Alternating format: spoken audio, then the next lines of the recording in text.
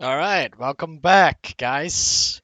We are back in another episode of video about the coming 1.30 changes.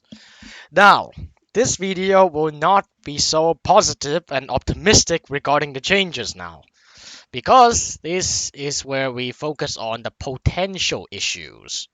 They are doing so many changes at the same time. They are putting out new systems that has not been tested and all that.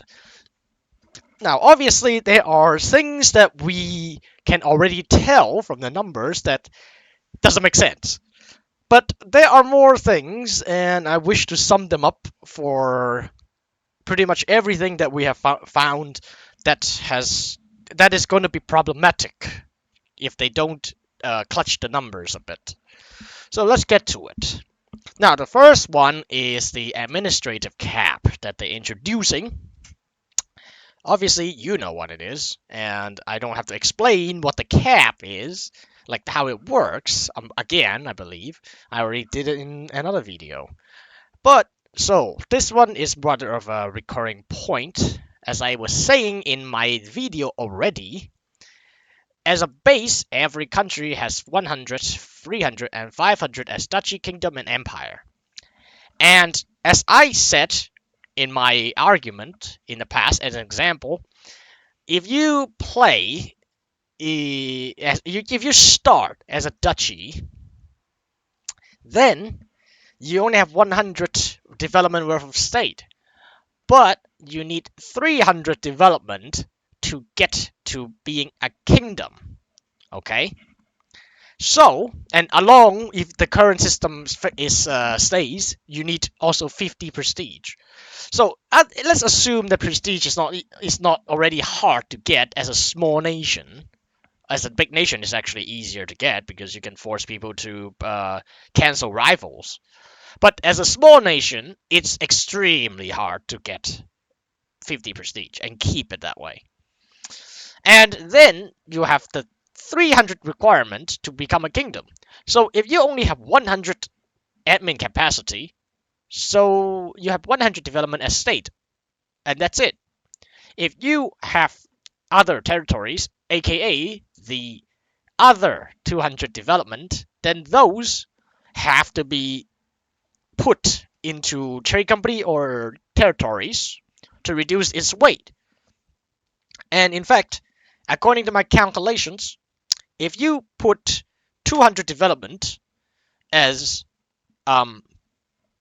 territories, so let's say you're at 300 development, if you don't want to go over the cap, you need 200 development in territories and only 50 development. 50 development estate. Something around that if you don't want to go over the cap. And if you go over the cap, and again, as a duchy, you are not big. You have 100 development, for fuck's sake. And that's not counting autonomy. So if you have autonomy, you have only 100 development or so, and you start taking this penalty, which increase your AE, decrease the amount of AE yearly decay, and admin efficiency, then that's gonna be fucking bad. That's gonna be fucking bad, right? Let's assume that you play inside the XRE. The plus 50% AE impact is like, or any sort of increase in AE is bad.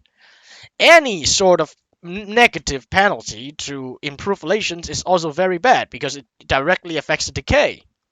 So imagine you are duchy in the XRE, you're fucked. And even worse, if you're not an elector, you can't ever upgrade your government rank. Like Austria. Austria still starts as an archduchy, and it will stay as an archduchy even as the emperor himself. So that is going to be a big ass problem. What about Lithuania, for example? Lithuania is a grand duchy, so it will suffer the same problem. But even worse, Lithuania start with 300 development. So what are we going to do about that? Lithuania start with 300 development, and it's a grand duchy, so it's a duchy. So that is something very, very wrong. And finally, think about Bohemia being a kingdom and Brandenburg being a duchy. So it means two guys starting right next to each other. Brandenburg is going to only be able to expand a little bit before start hitting the cap. But Bohemia can basically eat the entire Austria and combine with all his starting land, and he will still be fine because he starts as a kingdom. This this uh this system makes no sense because it penalizes small starts or duchy starting nations extremely a lot. If anything, even Muscovy starts as a duchy. Muscovy start as a duchy. Novgorod start as a duchy. There are plenty of duchies in the game that starts with over 100 development. And in the case of Muscovy, with all these vassals and shit, you can easily hit 300 in a few years after annexing them. So what are we gonna do? I don't know, right? Nobody knows.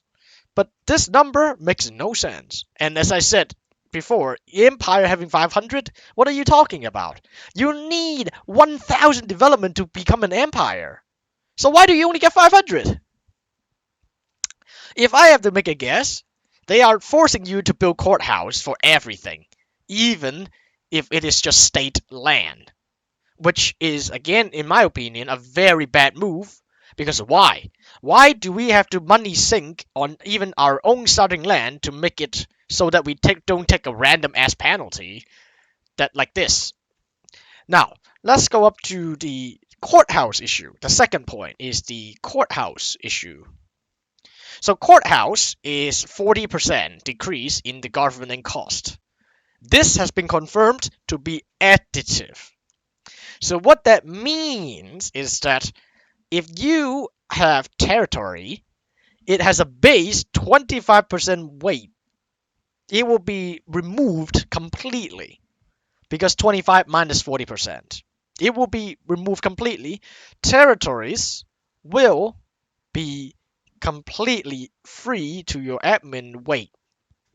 Trade company will be 10% in this case, and state will be 60%. That's just courthouse. Now, we don't know how much town hall gives. Town hall, who knows? Might be 60, might be 80. No, they haven't really said anything on that. So far we only know courthouse is 40, but additive is confirmed. Which makes it very, as I said, the problem just now is that it literally tells you to build a courthouse no longer where you go, even if it is your starting land. Because this mechanics is a one-way ticket. The higher you go, the worse it gets. So you always want to keep it low. So courthouse is going to be a must-build building for every single province, even free development step provinces. Which is again stupid. Very stupid, right? Well, one thing I can tell you is that territory with courthouse is going to be 0, and trade company with town hall is also going to be 0. So this is just serving as a huge money sink for no reason. Essentially 100 ducats for every single province that you own. You know why? Oh, nobody knows. But what about macro builder? Oh, good luck with that. You are just going to have to, even if you have all this money, you are going to have to click and click and click and click every single province one by one, all the way to the bottom of the list. So how is this even good? How is clicking good? How is making you build a building that became literally essential good? How is that going to give us more options, more quote interesting decisions in how to organize or invest in my land? That's not organizing. When it is essential, that's not organizing. When it is essential, that's not investing. It's rather pay this money or you fucking die. That's not like this is where they start dropping the balls. It makes no sense. Right? How do you build up your administrative infrastructure as the game progresses? What the fuck does that even mean? How do you build up? This is literally an essential cost that you have to pay for owning the province on top of the administrative points that you have to pay, right? You might, I mean, honestly, at this point, this is just a placeholder. They could call it roads. They could call it, I don't know, governor office. They could call it territorial corruption. They could call it state maintenance. It doesn't matter. You have to pay this money. And it is the same, essentially, as territorial corruption, where the more provinces or development you own, the more money or upkeep or, whatever you have to pay. This is it. This is just it. But, you know what? You are going to end up conquering if you want to build up your economic base, you are going to want to conquer only the high development provinces in the world. And you know why? Because it only takes one courthouse per province. If you conquer, well, as they said right now in this thing, they want you to make certain decision, right? They want you to, they have acknowledged that the state in this game is not balanced. The provinces, the states in the steppes is trash. The states in France is amazing. We already have these things. Therefore, the current territorial corruption does not make sense, and it's fucking biased towards you must conquer the good states or trade companies and ignore the dog shit land altogether. So, this acts essentially, or the outcome of this system is essentially the same thing, because you are now pretty much want to do the same thing anyway, because you only need to build one courthouse, so 100 ducats if you have a 100 development province that you just conquer. But if you conquer 10 development provinces, you have to build 10 courthouses, aka 1,000 ducats. Now you see where the point is, right? It's fucking dumb.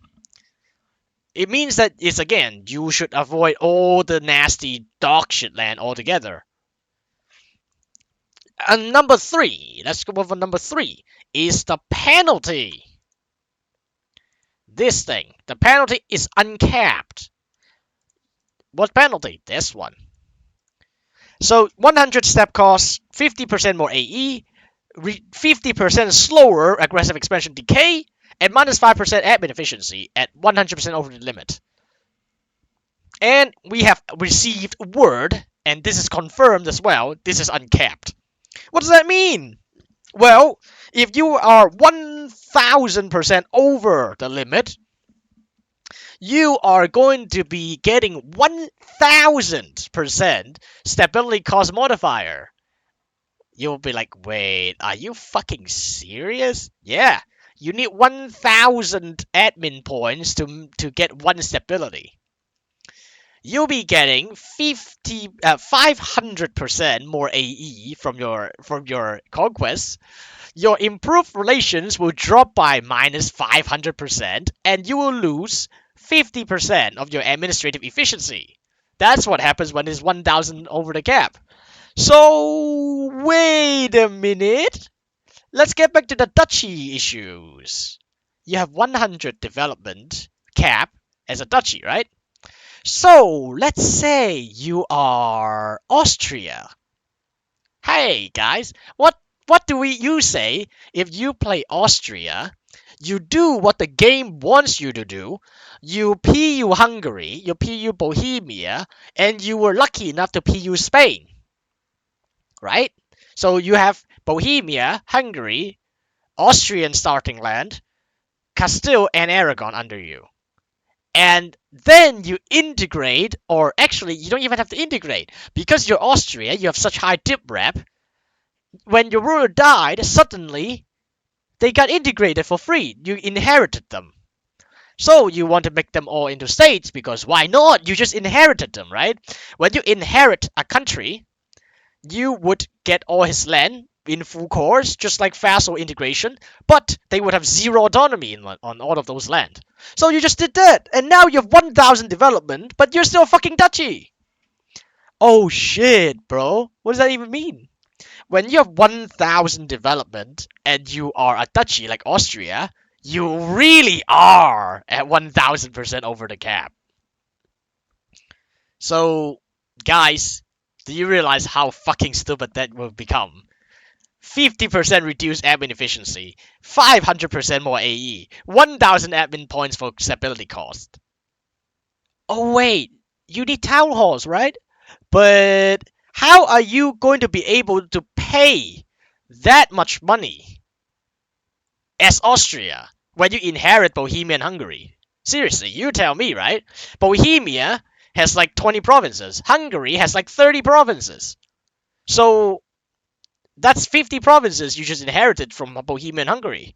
So that's going to be 5,000 ducats, please. How are you going to find 5,000 ducats early game? Or at least by 1500, where you should be inheriting your PUs? No idea, because this system is half-assed. I just basically come up with it when I was taking a shit in the toilet.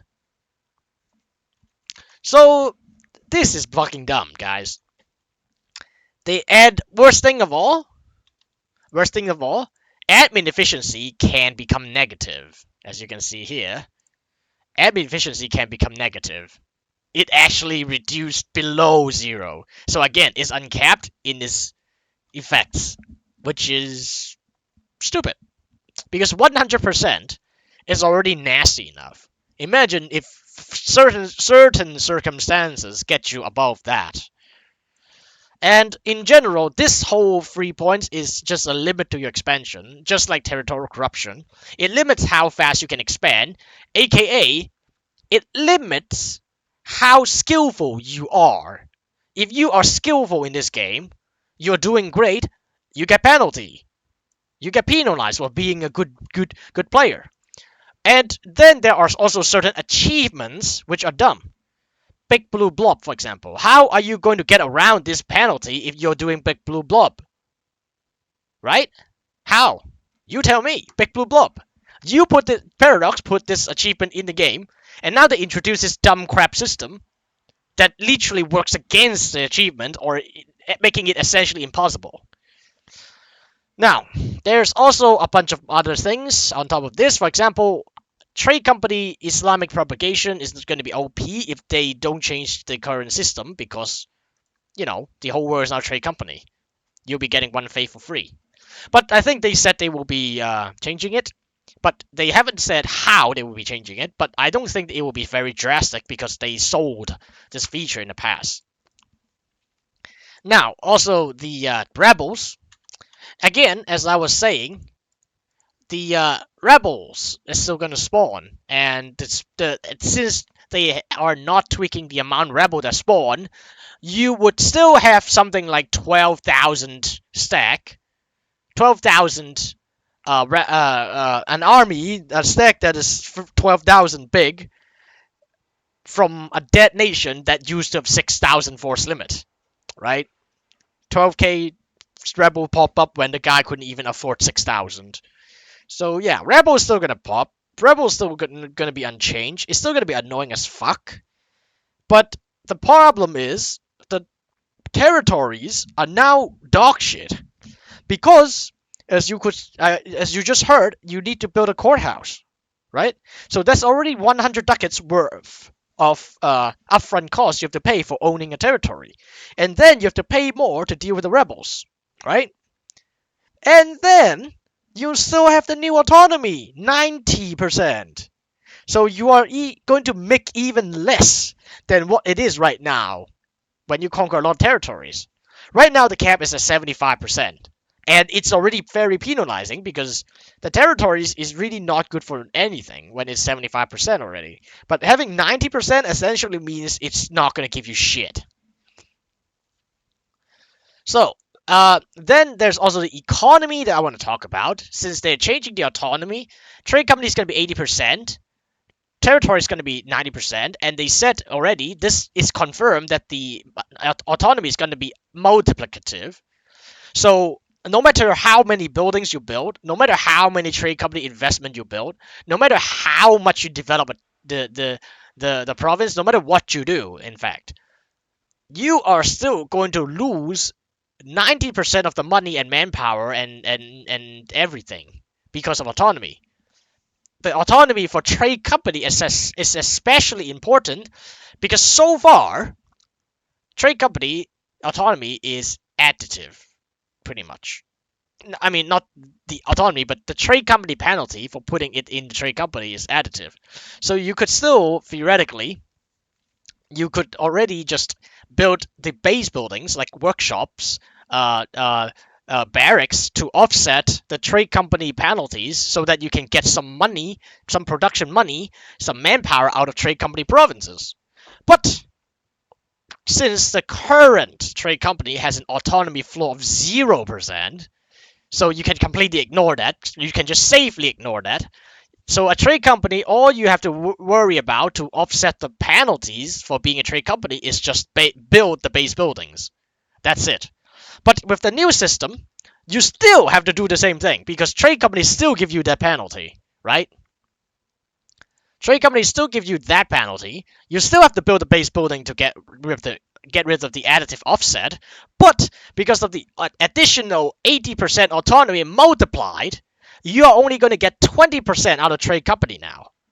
You are going to get 20% of the return of all of your investment, that's including buildings, right? And there's the problem. Remember, Jake nerfed the economy, like quadruple nerf. He nerfed the income outright. He nerfed the income, like the production efficiency and trade efficiency you get from tech.